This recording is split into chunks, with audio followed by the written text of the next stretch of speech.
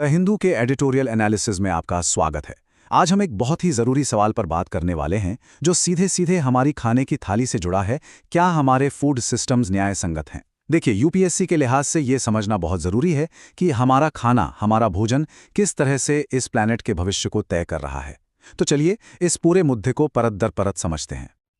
आज की हमारी चर्चा कुछ इस तरह आगे बढ़ेगी। सबसे पहले हम समस्या की जड़ तक जाएंगे, यानी हमारे खाने का ग्रह पर असर क्या है। फिर हम एक समाधान की तरफ देखेंगे और आखिर में बात करेंगे उन चुनौतियों की, उन मुश्किलों की जो खास तौर पर भारत के सामने है। तो चलिए शुरुआत करते हैं समस्या के आकार को समझने से। आखिर हमारी प्लेट में जो खाना है, उसका हमारी पृथ्वी की सेहत पर कितना बड़ा और कितना गहरा असर पड़ रहा है। सच कहूं तो आंकड़े आपको चौंका देंगे। ईट लैंसेट की एक नई रिपोर्ट एक बहुत ही चौंकाने वाली बात बताती है।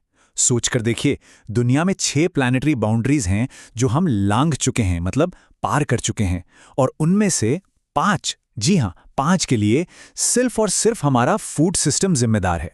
ये आंकड़ा अपने आप में बताता है कि संकट कितना बड़ा है। और ये कहानी यहीं खत्म नहीं होती। दुनिया भर में जो कुल ग्रीन हाउस गैसें निकलती हैं, उनमें से करीब 1/3 मतलब 30% सीधे हमारे खेतों से और हमारी प्लेट से आती हैं। क्लाइमेट चेंज में ये एक बहुत बहुत बड़ा फैक्टर है। अब अगर इसे थोड़ा और गहराई से देखें तो 2 मुख्य वजह सामने आती हैं। जो जानवरों से मिलने वाला भोजन है, उससे सबसे ज्यादा ग्रीन हाउस गैसें निकलती हैं। वहीं दूसरी तरफ जो अनाज हम उगाते हैं, उसमें नाइट्रोजन, फॉस्फोरस और पानी का बेहिसाब इस्तेमाल हो रहा है। तो मतलब प्रॉब्लम दोनों तरफ से है। और इसका एक बहुत ही खतरनाक नतीजा सामने है। हमारी खेती के जो मौजूदा तरीके हैं, उनकी वजह से मिट्टी और पानी में नाइट्रोजन इतना ज्यादा हो गया है कि वो सुरक्षित सीमा से 2 गुना हो चुका है। ये एक तरह से हमारे पूरे इकोसिस्टम में जहर घोलने जैसा है। तो ठीक है, समस्या की तस्वीर तो अब काफी साफ हो गई है। अब सवाल ये उठता है कि इसका हल क्या है। चलिए देखते हैं कि ईएटी लैंसेट कमीशन ने इसके लिए क्या रास्ता सुझाया है। इस बड़े संकट से निपटने के लिए ईट लैंसेट कमीशन ने एक 3 सूत्रीय प्लान दिया है। पहला, खाने की बर्बादी को आधा करना होगा। दूसरा, खेती के तरीकों को बेहतर और टिकाऊ बनाना होगा। और तीसरा, जो कि बहुत जरूरी है, पूरी दुनिया के लोगों को अपनी खाने की आदतें बदलनी होंगी। ये तीनों काम एक साथ करने पड़ेंगे। लेकिन देखिए, ये रिपोर्ट कोई जादुई छड़ी नहीं घुमाती, बल्कि एक कड़वी सच्चाई भी बताती है कि अगर हम ये सब कुछ एकदम ठीक तरीके से कर भी लें, तब भी 2050 तक हम बड़ी मुश्किल से ही एक सेफ जोन में वापस आ पाएंगे। इससे पता चलता है कि हम पहले ही कितनी देर कर चुके हैं। चलिए अब इस ग्लोबल प्लान को भारत के नजरिए से देखते हैं, क्योंकि भारत जैसा विशाल और विविधताओं से भरा देश, यहां इस ब्लूप्रिंट को लागू करने की अपनी ही अलग तरह की चुनौतियां हैं। और यहीं पर भारत के लिए पहली बड़ी मुश्किल सामने आती है। ईएटी लैंसेट जिस आदर्श थाली की बात करता है, वो फलों, सब्जियों, मेवों और दालों से भरी है, जबकि आज एक आम भारतीय की थाली में ज्यादातर अनाज होता है, रोटी और चावल। ये जो गैप है, ये बहुत बड़ा है। और देखिए, ये सिर्फ हमारी पसंद नापसंद या स्वाद की बात नहीं है। मामला इससे कहीं ज्यादा गहरा है। हमारी खाने की आदतें असल में धर्म, जाति, हमारी सहूलियत, इन सब चीजों से जुड़ी हुई हैं। और तो और सरकार की नीतियां, जैसे स्कूलों में मिलने वाला मिड डे मील हो या फिर फसलों पर मिलने वाली एमएसपी, ये सब मिलकर तय करते हैं कि हमारी थाली में क्या होगा। और इसी से जुड़ी है एक और, शायद सबसे बड़ी चुनौती, कीमत। यानी सेहतमंद खाना और हमारी जेब के बीच का जो संघर्ष है। बात बहुत सीधी है। अगर हर कोई अचानक से ज्यादा फल और सब्जियां खरीदने लगे, तो जाहिर है उनकी कीमतें बढ़ेंगी। और भारत जैसे देश में, जहां कई चीजें बाहर से आती हैं, महंगाई का यह झटका आम आदमी की जेब पर बहुत भारी पड़ सकता है। तो फिर इस फूड जस्टिस या खाद्य न्याय का असली मतलब क्या है? इसका मतलब है एक ऐसा सिस्टम बनाना जहां सेहतमंद और तरह तरह का भोजन हर किसी के लिए मौजूद हो, और सबसे जरूरी, किफायती हो। असली न्याय इसी हेल्थ और अफोर्डेबिलिटी के बैलेंस में है। तो सवाल यह है कि यह बैलेंस बनेगा कैसे? एडिटोरियल कहता है कि सिर्फ लोगों को यह कहने से काम नहीं चलेगा कि अपनी आदतें बदलो। हमें सप्लाई साइड पर काम करना होगा, मतलब उत्पादन और वितरण के तरीकों को सुधारना होगा। तो ये एडिटोरियल 3 बड़े प्रैक्टिकल रास्ते सुझाता है। सबसे पहली चीज, खेती में जो खतरनाक केमिकल्स इस्तेमाल हो रहे हैं उन पर लगाम लगाई जाए, नए स्टैंडर्ड्स बने। दूसरी बात, टैक्स और सब्सिडी का खेल कुछ ऐसा हो कि पैकेट वाले खाने की जगह ताज़ा और कम प्रोसेस्ड खाना सस्ता मिले। और तीसरा, और ये बहुत ज़रूरी है, सरकारी खरीद का इस्तेमाल करके जो हमारे रीजनल सस्ते पकवान हैं उनको बढ़ावा दिया जाए ताकि वो दोबारा हमारी ज़िंदगी का हिस्सा बने। इनके अलावा कुछ और बुनियादी सुधार भी करने होंगे, जैसे पानी की कमी और खराब होती मिट्टी की समस्या से निपटना, कोल्ड स्टोरेज जैसी चीज़ों को जीवाश्म ईंधन पर निर्भरता से हटाना, और ज़मीन से पानी निकालने के लिए जो इंसेंटिव दिए जाते हैं उन्हें बंद करना होगा।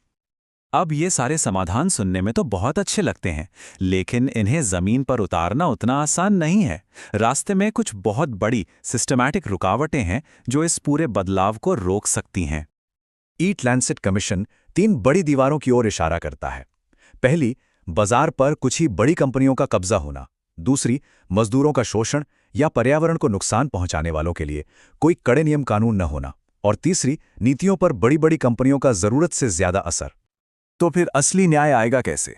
देखिए, असली न्याय तब होगा जब छोटे किसानों और मजदूरों को मोल भाव करने की ज्यादा ताकत मिलेगी, और जब नियम कानून बनेंगे तो उसमें आम उपभोक्ता की आवाज को ज्यादा अहमियत दी जाएगी।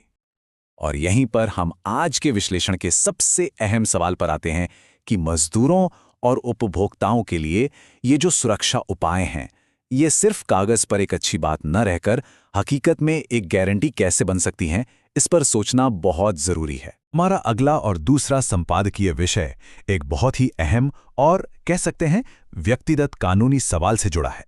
सवाल यह है कि क्या भारत का जो सरोगेसी कानून है वो परिवारों को दूसरा मौका देने से रोक रहा है? चलिए इस पूरी जटिल बहस को जरा समझते हैं। अच्छा, तो इस पूरी बहस के सेंटर में ना एक मेडिकल कंडीशन है, इसे कहते हैं सेकेंडरी इनफर्टिलिटी। अब ये क्या है? इसका मतलब बहुत सीधा है। मान लीजिए कोई कपल है, उनका एक बच्चा पहले से है, लेकिन अब वो दोबारा कंसीव नहीं कर पा रहे हैं, और इसके कारण भी वही हो सकते हैं जो पहली बार में होते हैं, जैसे पीसीओएस हो या फिर लाइफस्टाइल से जुड़े कुछ मसले। तो ये तो हो गई मेडिकल बैकग्राउंड की बात। अब सवाल ये उठता है कि ये जो मेडिकल इश्यू है ये एक बड़ी कानूनी लड़ाई में कैसे बदल गया, और इसकी शुरुआत हुई एक कपल की याचिका से। तो ये कहानी एक ऐसे ही परिवार की है, वो बस अपना परिवार पूरा करना चाहते हैं। उन्हें सेकेंडरी इनफर्टिलिटी है और इसीलिए वो दूसरे बच्चे के लिए सरोगसी का रास्ता अपनाना चाहते हैं। लेकिन दिक्कत ये है कि भारत का कानून उनके सामने एक बहुत बड़ी दीवार बनकर खड़ा हो गया है, और इसी वजह से उन्हें सुप्रीम कोर्ट का दरवाज़ा खटखटाना पड़ा। तो सवाल ये है कि आखिर वो कौन सा कानून है, कौन सा नियम है जो इस परिवार के रास्ते में आ रहा है? चलिए अब सीधे उस प्रोविजन पर ही नजर डालते हैं जिसको चैलेंज किया गया है। देखिए, पूरी की पूरी बहस जो है ना, वो बस एक ही सेक्शन पर टिकी हुई है। यह है सरोगसी रेगुलेशन एक्ट 2021 का सेक्शन 433C2। असल में यही वो नियम है जो सब कुछ तय कर रहा है। और ये कानून ना बिल्कुल साफ साफ कहता है, इसमें लिखा है कि कोई भी कपल सरोगेसी का ऑप्शन तभी ले सकता है जब उनका कोई भी जीवित बच्चा ना हो। अब इससे कोई फर्क नहीं पड़ता कि वो बच्चा बायोलॉजिकल है, अडॉप्टेड है या खुद सरोगेसी से हुआ है। अगर एक बच्चा है तो बस सरोगेसी का रास्ता बंद। हाँ, ऐसा नहीं है कि कोई एक्सेप्शन नहीं है। कानून कुछ बहुत ही लिमिटेड केसेस में इजाज़त देता है, जैसे अगर जो मौजूदा बच्चा है वो मेंटली या फिजिकली बहुत सीरियसली डिसेबल्ड है, या फिर उसे कोई जानलेवा बीमारी है, तब सरोगेसी की परमिशन मिल सकती है। लेकिन जो पेटिशनर्स हैं उनके केस में ये लागू ही नहीं होता, क्योंकि उनका पहला बच्चा बिल्कुल स्वस्थ है। और बस यहीं से ये पूरा मामला एक व्यक्तिगत अधिकार और सरकारी रेगुलेशन के बीच की एक बड़ी, आप कह सकते हैं, एक संवैधानिक और नैतिक बहस बन जाता है, और इसका फैसला अब सुप्रीम कोर्ट के हाथ में है। तो आखिर दोनों तरफ से तर्क क्या दिए जा रहे हैं? देखिए, जो पिटिशनर्स हैं वो कहते हैं कि ये उनके निजी रिप्रोडक्टिव चॉइस का मामला है और इसमें स्टेट को दखल नहीं देना चाहिए। दूसरी तरफ सरकार का स्टैंड ये है कि सरोगेसी कोई फंडामेंटल राइट नहीं है, और क्योंकि इसमें किसी दूसरी महिला की बॉडी का इस्तेमाल होता है, इसलिए स्ट्रिक्ट रेगुलेशन तो बहुत ज़रूरी है। अब इन तर्कों को सुनने के बाद सुप्रीम कोर्ट ने भी इस कानून की वैलिडिटी पर ही सवाल उठा दिया है। कोर्ट अब इस बात की जांच करेगा कि क्या दूसरे बच्चे के लिए सरोगेसी पर रोक लगाना नागरिकों के रिप्रोडक्टिव राइट्स का वायलेशन है, और ये वाकई एक बहुत बड़ा कदम है। लेकिन इस पूरी बहस को ठीक से समझने के लिए ना ये जानना बहुत ज़रूरी है कि आखिर ये इतना सख्त कानून बनाया ही क्यों गया था, इसका असली मकसद क्या था, इसके पीछे की सोच क्या थी। तो देखिए, इस एक्ट के 3 मेन गोल थे। पहला, कमर्शियल सरोगेसी यानी पैसे के लिए कोख किराए पर देने को पूरी तरह खत्म करना। दूसरा, गरीब और कमज़ोर महिलाओं का एक्सप्लॉयटेशन रोकना। और तीसरा, देश भर में जो फर्टिलिटी सेंटर कुकुरमुत्ते की तरह उग रहे थे उन पर लगाम लगाना। अब सवाल ये उठता है कि दूसरे बच्चे पर जो ये रोक है, क्या वो इन गोल्स को पूरा करती है या फिर ये बस कानून का एक अनपेक्षित नतीजा है? तो क्या इस कानून में किसी बदलाव की कोई गुंजाइश है भी? आइए देखते हैं कि फ्यूचर में इसकी व्याख्या, इसका इंटरप्रिटेशन कैसे हो सकता है। और मज़े की बात यह है कि सुप्रीम कोर्ट पहले भी इस कानून में थोड़ी फ्लेक्सिबिलिटी दिखा चुका है। अभी हाल ही में कोर्ट ने उन कपल्स के लिए एज लिमिट में ढील दी थी जिनके एम्ब्रियोज कानून आने से पहले ही फ्रीज किए हुए थे। तो इससे एक बात तो साफ है कि कानून को पत्थर की लकीर नहीं माना जा रहा है। एक एक्सपर्ट ने इसे बहुत अच्छे से समझाया है। उन्होंने कहा कि प्राइमरी और सेकेंडरी इनफर्टिलिटी के बीच फर्क करना ये बाल की खाल निकालने जैसा है। मतलब अगर किसी को कंसीव करने में दिक्कत है तो इस बात से क्या फर्क पड़ता है कि ये पहली बार हो रहा है या दूसरी बार। ये सवाल तो कानून के असल मकसद पर ही उंगली उठाता है। तो फिर इसका हल क्या हो सकता है? शायद कानून का एक लिबरल इंटरप्रिटेशन, एक ऐसी व्याख्या जो दोनों बातों का ध्यान रखे। इससे उन पेरेंट्स की मदद भी हो जाएगी जो सच में ज़रूरतमंद हैं, और साथ ही कानून का जो मेन ऑब्जेक्टिव है यानी सरोगेसी के कमर्शलाइजेशन को रोकना, वो भी पूरा हो जाएगा। और ये सब हमें एक आखिरी और बहुत बड़े सवाल पर लाकर खड़ा कर देता है कि क्या कानून को एक सख्त रूल बुक होना चाहिए या फिर समाज की बदलती ज़रूरतों के साथ इवॉल्व होने वाला एक टूल। खैर, इस मामले का फैसला जो भी आए, ये हमें सोचने पर मजबूर ज़रूर करता है कि हमारी पर्सनल ज़िंदगी में कानून की भूमिका आखिर क्या होनी चाहिए। तो हमारा अगला और तीसरा संपादकीय विषय है भारत में यूनिवर्सल बेसिक इनकम, एक ऐसा क्रांतिकारी विचार जिसकी चर्चा आज की इस संकटग्रस्त दुनिया में बहुत ज्यादा हो रही है। तो चलिए इस पूरे विषय को एक एक करके समझते हैं। सबसे पहले देखेंगे कि ये संकट आखिर है क्या, जिनकी वजह से यूबीआई जैसे रैडिकल आइडिया की बात हो रही है। फिर यूबीआई का असल प्रस्ताव क्या है, उसे समझेंगे। इसके पक्ष में क्या क्या तर्क दिए जा रहे हैं वो जानेंगे। और हाँ, आखिर में इसकी असल चुनौतियां क्या हैं और आगे का रास्ता क्या हो सकता है, इस पर भी बात करेंगे। तो सबसे पहले ये समझना जरूरी है कि आखिर इस बातचीत की नौबत आई ही क्यों, ये इतनी जरूरी क्यों हो गई है। देखिए, लेखक का तर्क ये है कि सिर्फ जीडीपी ग्रोथ के अच्छे आंकड़े देख लेना वो पूरी कहानी नहीं बताते। असलियत थोड़ी अलग है और वो इशारा करते हैं धन के अत्यधिक संकेंद्रण की तरफ।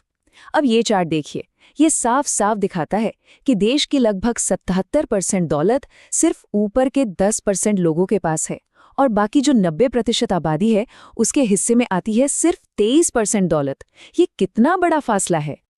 और ये तस्वीर ना उस बड़े संकट को और साफ कर देती है जिसकी बात लेखक कर रहे हैं। मतलब ये सिर्फ पैसे की असमानता नहीं है, इसके साथ साथ कई और संकट भी एक साथ आकर खड़े हो गए हैं। जैसे एक तरफ ऑटोमेशन है जो नौकरियां छीन रहा है, दूसरी तरफ गिग इकोनॉमी की अनिश्चितता है, मतलब आज काम है कल नहीं, और ऊपर से जलवायु परिवर्तन का दबाव तो है ही। तो इसी मुश्किल बैकग्राउंड को देखते हुए एक बहुत ही रेवोल्यूशनरी लेकिन सुनने में बड़ा सरल सा प्रपोजल पॉलिसी डिबेट्स में फिर से सामने आया है। तो सवाल उठता है कि ये यूनिवर्सल बेसिक इनकम या यूबीआई आखिर है क्या। देखिए, इसके कोर में 3 बातें हैं। पहली, ये नियमित है, मतलब एक फिक्स्ड इंटरवल पर पैसा मिलेगा। दूसरी, ये बिना शर्त के है, कोई कंडीशन नहीं। और तीसरी और सबसे अहम, ये हर नागरिक के लिए है, मतलब आपकी इनकम क्या है, आप काम करते हैं या नहीं, इससे कोई फर्क नहीं पड़ता। और ये जो स्लाइड है ना, ये यूबीआई और हमारी जो पारंपरिक वेलफेयर स्कीम्स हैं उनके बीच का फर्क एकदम साफ कर देती है। एक तरफ लेफ्ट में पारंपरिक कल्याण योजनाएं हैं जिनमें कितनी सारी शर्तें होती हैं, कितने कागजात लगते हैं, मतलब नौकरशाही की पूरी जटिलता। और दूसरी तरफ राइट में है यूनिवर्सल बेसिक इनकम, एकदम सीधा अधिकार आधारित सिस्टम। इसकी सबसे बड़ी ताकत ही इसकी यूनिवर्सैलिटी है कि ये सिर्फ नागरिक होने के नाते मिलता है, किसी और शर्त पर नहीं। अच्छा, तो अब सवाल ये है कि यूबीआई के पक्ष में तर्क क्या हैं, इसे क्यों लागू किया जाना चाहिए। लेखक भारतीय कॉन्टेक्स्ट में इसे लागू करने के लिए एक बहुत ही मजबूत केस पेश करते हैं। दुनिया भर में और भारत में भी जहां-जहां इसके पायलट प्रोजेक्ट्स हुए हैं, वहां से जो एविडेंस मिला है वो काफी पॉजिटिव है। ये देखा गया है कि जब लोगों को एक बेसिक इनकम सिक्योरिटी मिलती है तो उनके जीवन में असल सुधार आते हैं। जैसे उनका पोषण बेहतर होता है, बच्चे ज्यादा स्कूल जाते हैं और यहाँ तक कि उनकी अपनी कमाई और प्रोडक्टिविटी भी बढ़ जाती है। और ये सिर्फ आंकड़ों की बात नहीं है, इसका जो मानवीय पहलू है वो है लोगों को डिग्निटी यानी गरिमा और एक स्थिरता देना। ये छोटी सी रकम एक गिग वर्कर को ये भरोसा देती है कि जिस दिन काम नहीं मिला उस दिन भी वो घर में सब्जी ले जा सकेगा, या एक रिक्शा चालक का बच्चा नए जूते पहनकर स्कूल जा पाएगा। यूबीआई के पक्ष में एक और बहुत बड़ा आर्ग्यूमेंट है ऑटोमेशन का खतरा। मैकेंजी ग्लोबल इंस्टीट्यूट का अनुमान है कि 2030 तक दुनिया भर में करीब 80 करोड़ नौकरियां ऑटोमेशन की वजह से खत्म हो सकती हैं।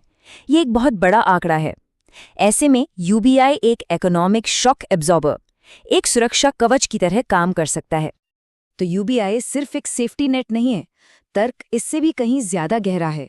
ये कहा जा रहा है कि यूबीआई नागरिक और सरकार के रिश्ते को ही बदल सकता है। ये जो शॉर्ट टर्म मुफ्त की चीजें या फ्रीबीज का कल्चर है, उससे हटकर ये लोगों को एक अधिकार आधारित आर्थिक सुरक्षा देता है। और जब लोगों के पास ये सुरक्षा होती है तो वो बेहतर गवर्नेंस की मांग करने के लिए और ज्यादा सशक्त होते हैं। लेकिन जाहिर है, इतने बड़े और रेवोल्यूशनरी आइडिया के साथ कुछ बड़ी और जायज चिंताएं भी हैं। तो चलिए अब उन चुनौतियों पर नजर डालते हैं। सबसे पहला और सबसे बड़ा सवाल, पैसा कहाँ से आएगा, लागत कितनी होगी?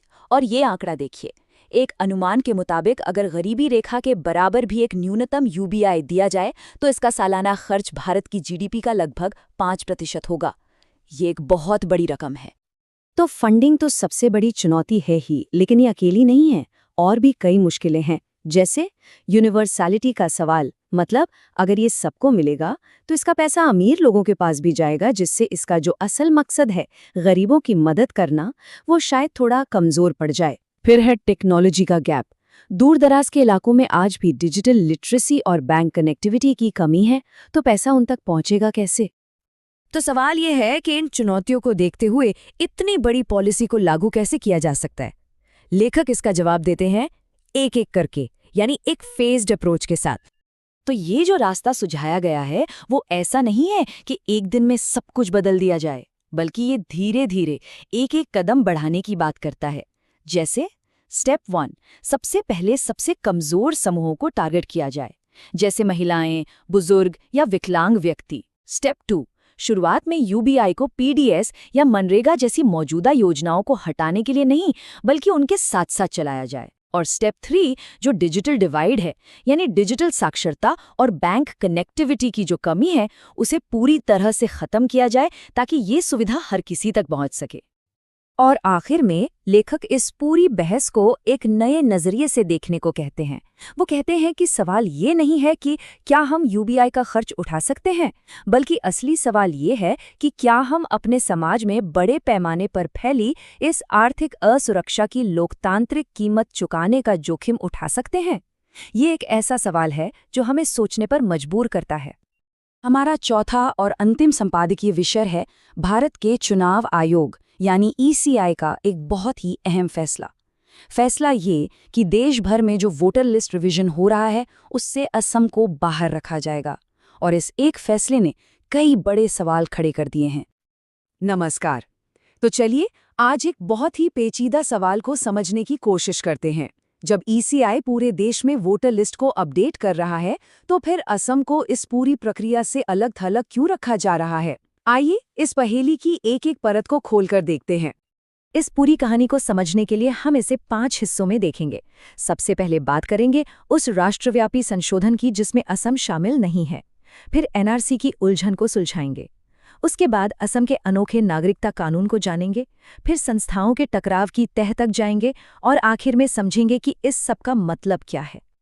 तो चलिए शुरू करते हैं हमारे पहले हिस्से से, एक देशव्यापी प्रक्रिया जिसमें एक राज्य को छोड़ दिया गया। और ये कोई छोटी मोटी बात नहीं है।